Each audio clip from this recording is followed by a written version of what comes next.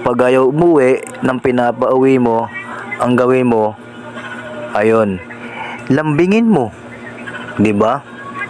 Baka kasi nag-aantay lang siya ng haplos mo, 'di ba?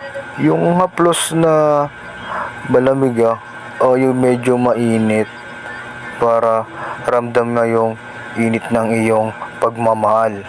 Kapag nakulangan sa haplos, ikis mo siya sa kung saan mo gusto ikis.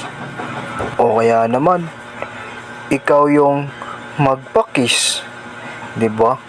Baka kasi gusto kanyang ikis, tapos ayaw mo magpakis o kaya nahihiya kang magpakis, 'di ba? Hindi magpakis ka. Malay mo, umuwi, 'di ba? Pag nakulangan pa rin, yakapin mo na, literal, at o kaya magpaya